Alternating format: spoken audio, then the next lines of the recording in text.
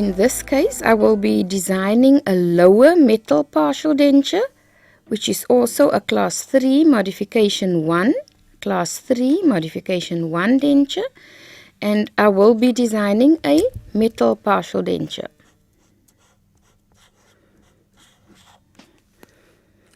As always, I will follow the steps for the designing and the construction of the partial denture. I have surveyed my model. I have found undercuts on the teeth, and you indicate that on your design or on your page. And then I will do the rests. Remember again, 3 rests. So I'll have my rest on the mesial of the molar.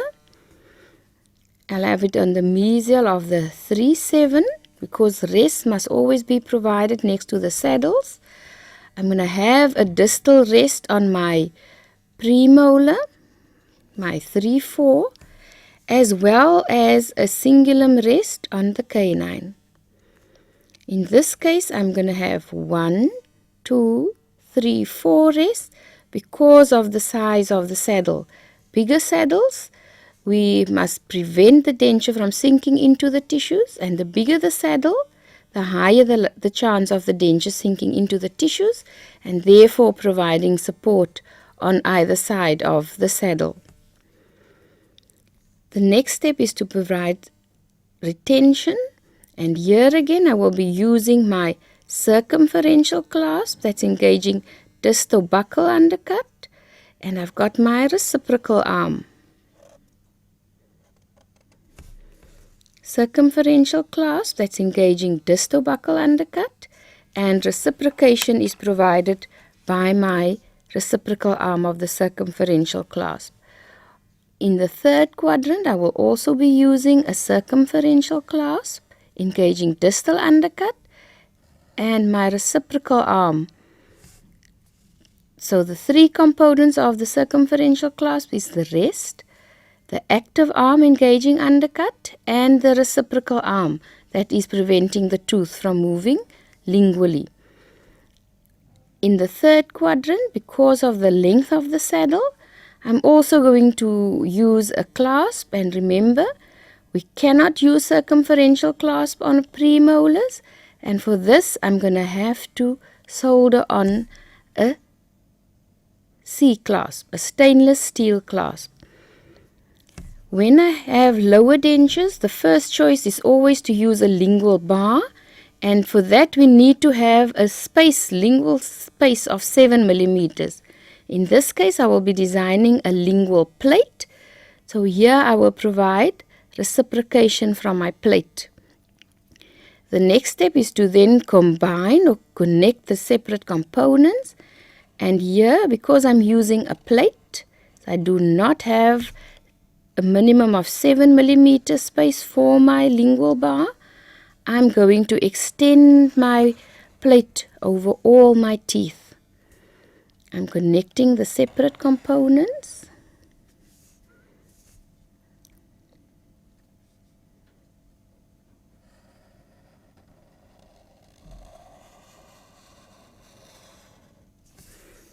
There is my lingual plate. I'm going to indicate again my retention holes. This is where the acrylic will be attached.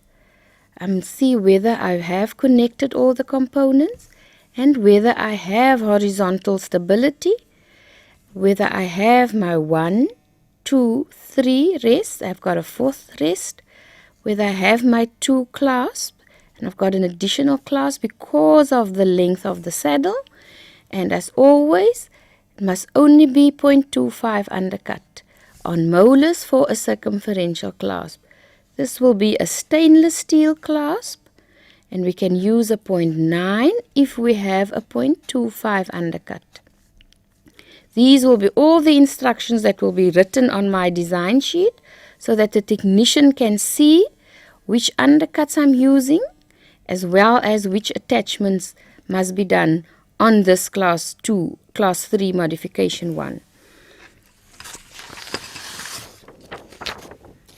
In this one, I've got exactly the same partial denture, a class 3 modification 1, and here, because I had 7 millimeters of space, I have now chosen to use a lingual bar. And this is the way we draw the lingual bar. It's not attached to the teeth. I've got my one rest, a mesial cingulum, distal cingulum rest on the canine, a rest on the molar, mesial rest on the molar, a distal rest on my premolar.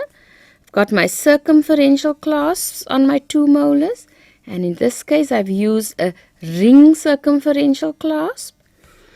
I have indicated that I've used a stainless steel clasp that is soldered onto the metal framework. I've got a distal rest and I've used a reciprocal arm. Now in this case, because the chrome cobalt is not in the undercut area, I can use the reciprocal arm to provide reciprocation instead of then extending it over the teeth. Because the lingual bar is always the first choice, provided that adequate space exists between the gingival margin of the tooth and the lingual frenum. In this case, I've got my 3 rests, I've got my minimum of 2 clasps, I've connected everything, and this will be my major connector. This is just another design for the same denture or the same patient that we can use. Class 3, modification 1.